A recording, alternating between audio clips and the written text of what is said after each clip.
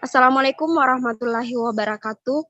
Kami dari kelompok 4 yang terdiri dari Nur Ismayanti, Nurul Juniarti, Yusna Sriwahyuni Saputri Yusuf, dan Zahra Nur Hanifah. Pada kesempatan kali ini, kami akan membawakan materi terkait dengan peran etika bisnis dalam organisasi bisnis. Baik, untuk mengefisienkan waktu, langsung saja kita ke materi pertama.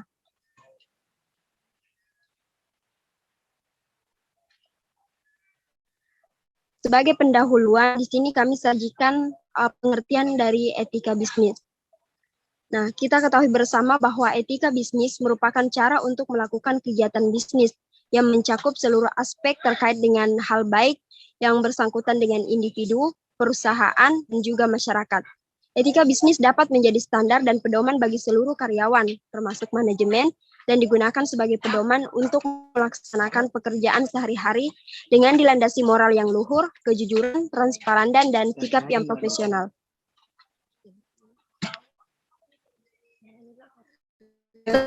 Setelah pengertian etika bisnis, kita beralih ke peran etika bisnis. Nah, di sini etika bisnis dalam perusahaan memiliki peran yang sangat penting, yaitu untuk membentuk suatu perusahaan yang kokoh dan memiliki daya saing yang tinggi serta memiliki kemampuan pencipta nilai atau pencipta nilai yang tinggi. Nah, di sini dalam keterkaitannya dengan pencipta nilai yang tinggi, maka diperlukan suatu landasan yang kokoh.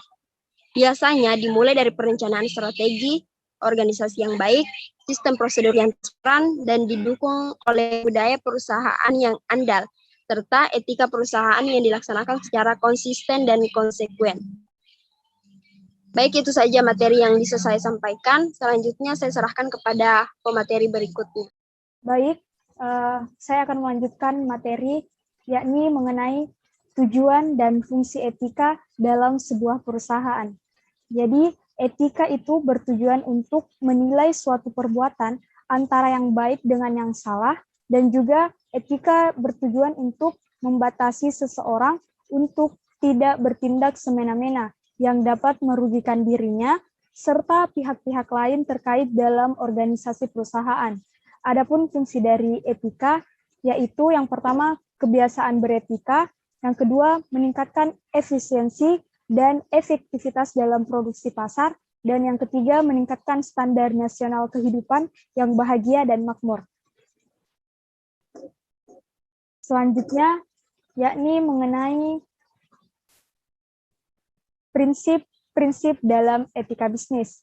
Yang pertama ada prinsip otonomi, yang dimana otonomi adalah sikap dan kemampuan manusia mengambil keputusan dan bertindak berdasarkan tuntunan hati nuraninya, kesadarannya sendiri mengenai sesuatu kebaikan untuk diberikan kepada orang lain.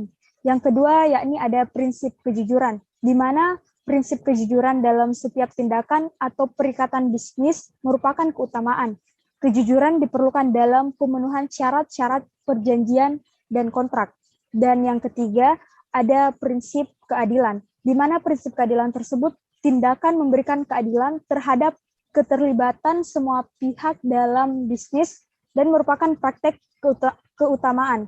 Dan yang keempat, ada prinsip saling menguntungkan, di mana kegiatan bisnis perlu memberikan keadaan yang saling menguntungkan kepada keterlibatan setiap pihak dalam bisnis, dan hal tersebut merupakan cerminan prinsip-prinsip keutamaan. Cukup itu saja dari saya serahkan kepada pemateri selanjutnya. Nah, di dalam persaingan dunia usaha yang sangat ketat ini, etika bisnis merupakan sebuah harga mati yang tidak dapat ditawar lagi. Dalam zaman keterbukaan dan luasnya informasi saat ini, baik buruknya sebuah dunia usaha dapat tersebar dengan cepat dan luas. Adapun kesalahan dalam etika bisnis yaitu fraud atau kecurangan.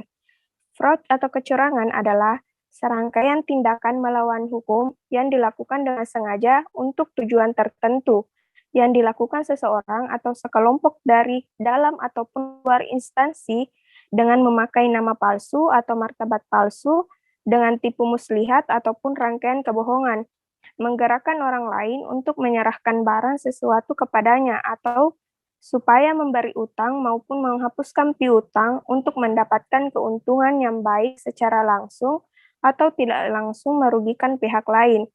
Untuk materi berikutnya, saya serahkan ke pemateri selanjutnya. Menggunakan kewenangan jabatan atau kekuasaan untuk kepentingan pribadi.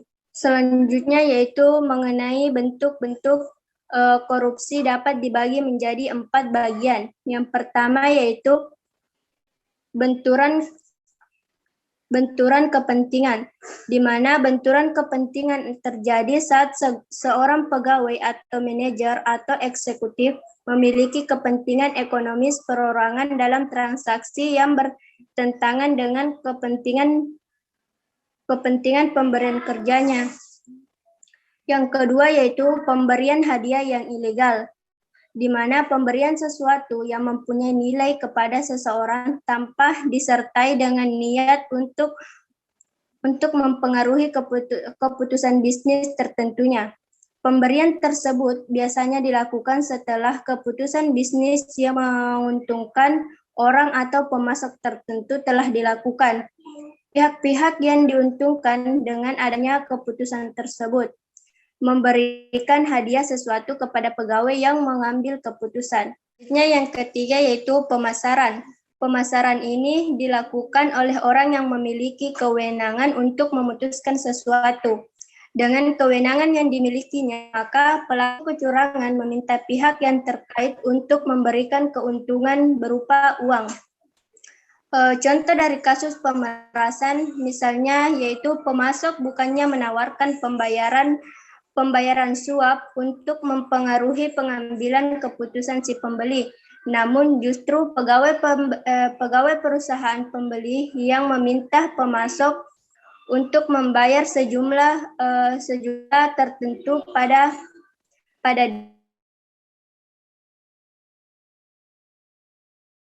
dia agar membuat keputusan yang menguntungkan si. Jika si pemasok menolak dan akan menghadapi kerugian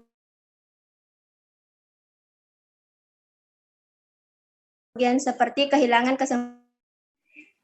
Yang keempat yaitu penyuapan.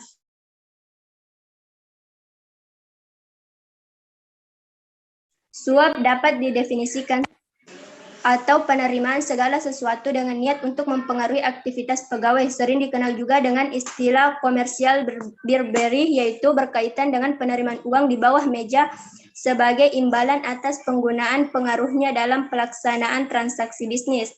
Dalam kejahatan suap tersebut, si karyawan atau pegawai menerima pembayaran tanpa sepengetahuan si pemberi kerja.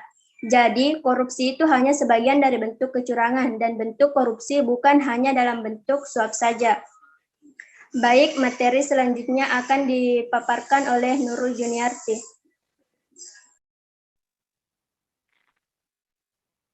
Adapun karakteristik dalam kecurangan, fraud. 1. Terdapat tindakan yang melanggar atau melawan hukum. 2. Ditemukan salah saji dan kekeliruan dalam penyajian laporan. 3. Dilakukan oleh individu atau kelompok dari dalam atau luar organisasi. 4.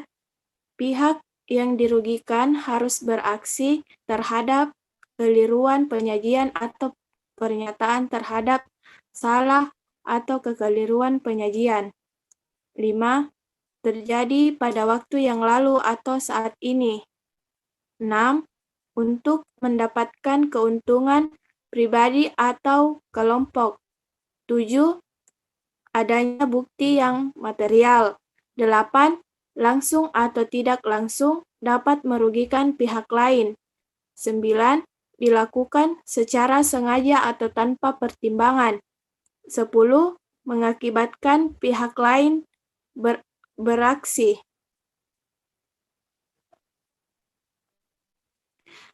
Saya kembalikan kepada Lismayanti. Baik, itulah tadi pemaparan materi dari kelompok kami terkait dengan peran etika bisnis dalam organisasi bisnis, yang meliputi pengertian etika bisnis, peran etika bisnis, kesalahan dalam etika bisnis, yang terdiri dari fraud, dan yang termasuk atau karakteristik fraud. Lebih dan kurangnya mohon dimaafkan. Mewakili kelompok 4, wassalamualaikum warahmatullahi wabarakatuh.